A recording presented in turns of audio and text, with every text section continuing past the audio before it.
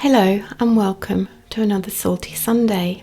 I'm going to talk about northern resident orcas, and as some of you know, I'm completely nuts about orcas, so I've really enjoyed writing this video.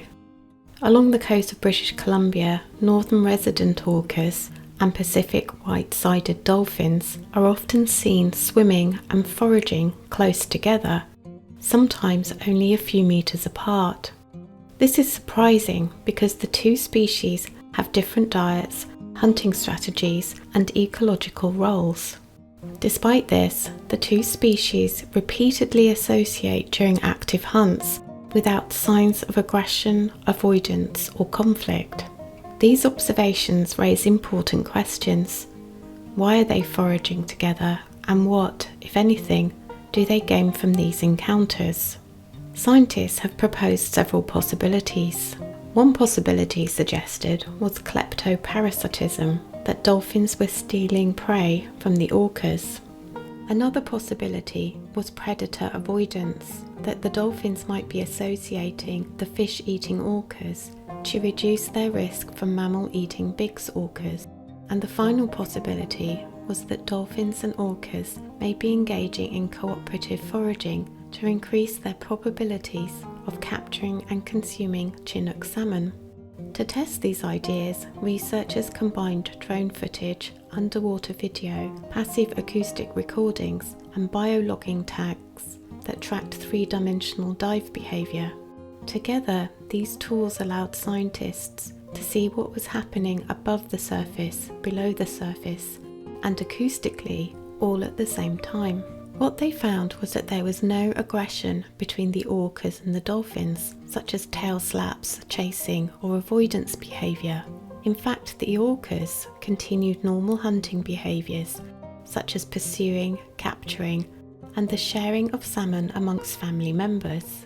And despite close proximity, underwater footage revealed no confirmed prey theft. Intriguingly, the dolphins were not passive.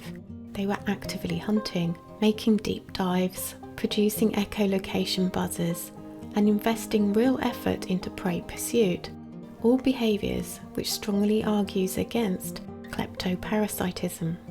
So were they seeking protection from predators?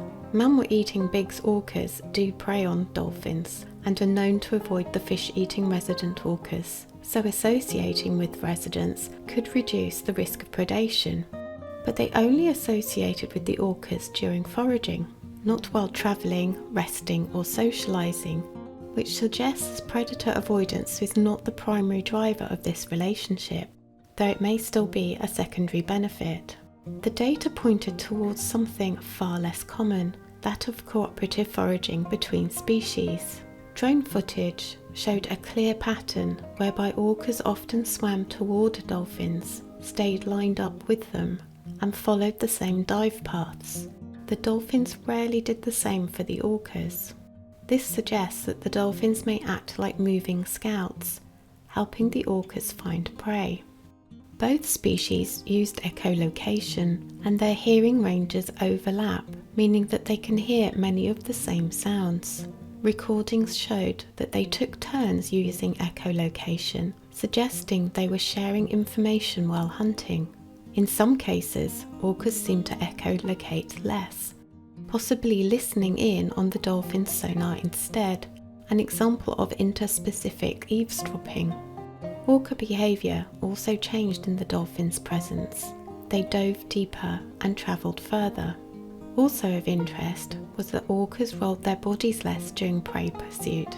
Toothed whales have a narrow acoustic field of view, and increasing their body roll by about 21 degrees while foraging has been proposed to improve the detection range of foraging resident orcas.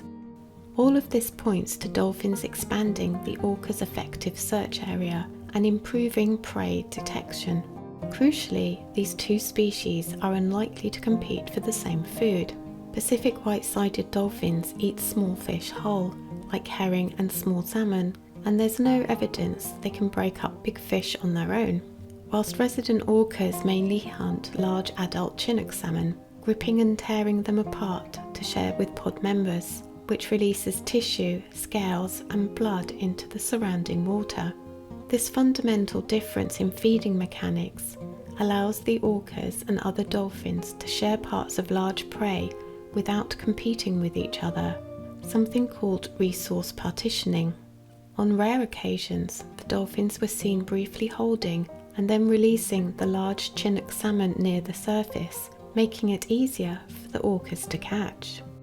Whether dolphins gain substantial energetic benefits from these interactions remains unclear, and it's still unknown whether this behaviour occurs year-round or in other orca populations.